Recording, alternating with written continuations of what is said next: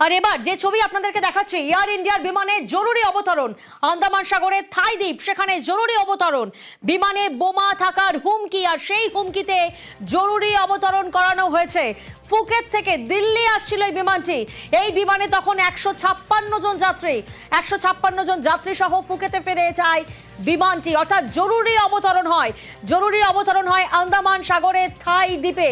এই বিমানটি ফুকেট থেকে আসছিল দিল্লিতে এবং সেই সময় এই বিমানে 156 জন যাত্রী এবং সেই 156 জন যাত্রীকে ফুকেতে নিয়ে ফিরে যায় বিমানটি। এমার্জেন্সি ল্যান্ডিং হয় বিমানের, কারণ বিমানে বোমা রাখার হয়েছে এমনটাই একটা হুমকি, একটা নোট দেখতে পান যাত্রীরা। তারপরে এয়ার ইন্ডিয়ার এই বিমানের জরুরি অবতরণ করা হয় আন্দামান সাগরের থাই দ্বীপে।